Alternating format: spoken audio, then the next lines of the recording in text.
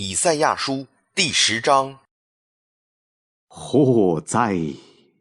那些设立不义之律例的和记录奸诈之判语的，为要驱往穷乏人，夺去我民中困苦人的理，以寡妇当作掳物，以孤儿当作掠物。到降罚的日子，有灾祸从远方临到，那时你们怎样行呢？你们向谁逃奔求救呢？你们的荣耀存留何处呢？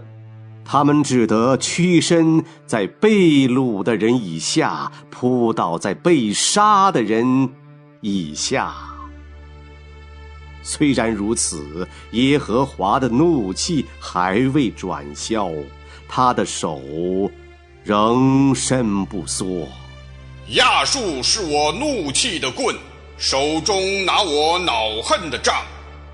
我要打发他攻击亵渎的国民，吩咐他攻击我所恼怒的百姓，抢财为掳物，夺货为掠物，将他们践踏，像街上的泥土一样。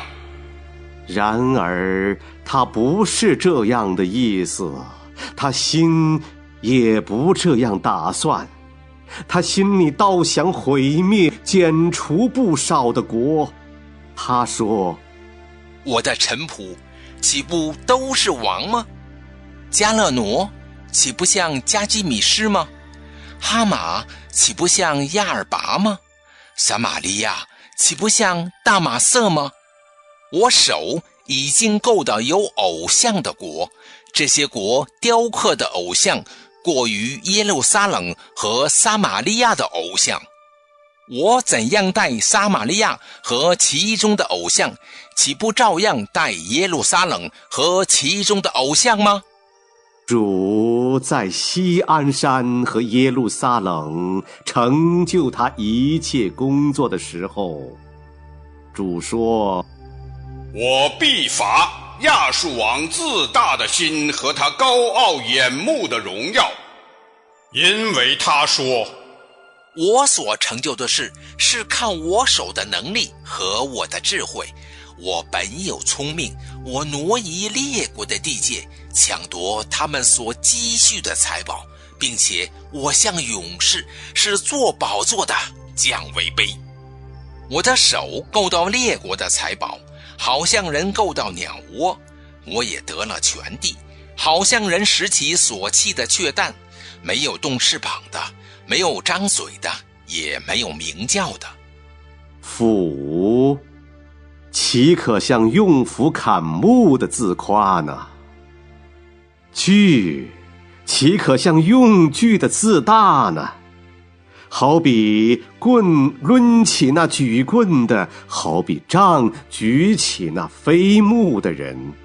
因此主万军之耶和华必使亚述王的肥壮人变为瘦弱，在他的荣华之下必有火着起，如同焚烧一样。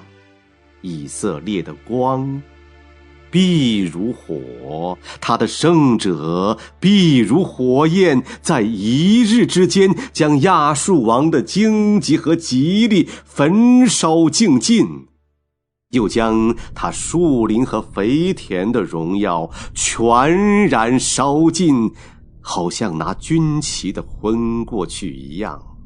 他林中剩下的树必稀少，就是孩子也能写其数。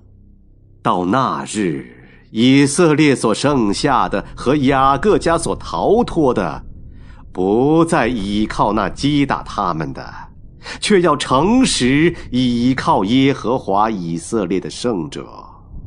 所剩下的，就是雅各家所剩下的，必归回全能的神。以色列呀，你的百姓虽多如海沙，唯有剩下的归回。原来灭绝的事已定，必有公义施行，如水涨溢。因为主万军之耶和华在全地之中必成就所定规的结局。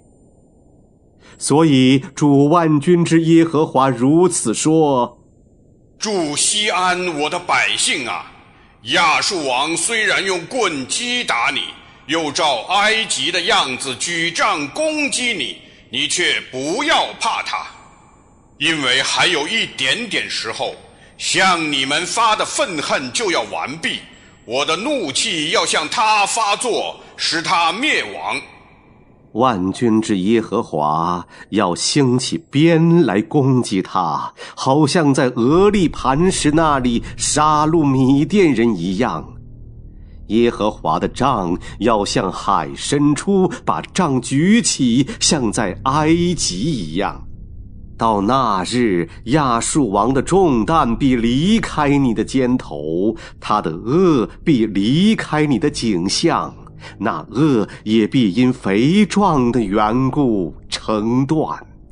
亚述王来到亚叶，经过米基伦，在密抹安放辎重。他们过了隘口，在加巴住宿。拉玛人战惊，扫罗的基比亚人逃跑。迦林的居民呐，要高声呼喊；来煞人呐，须听！哀哉，困苦的亚拿突啊！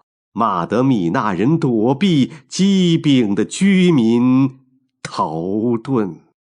当那日，亚述王要在挪伯歇兵，向西安女子的山，就是耶路撒冷的山，抡手攻他。看哪，主万军之耶和华以惊吓削去树枝，长高的必被砍下，高大的必被伐倒。稠密的树林，他要用铁器砍下；利巴嫩的树木，必被大能者伐倒。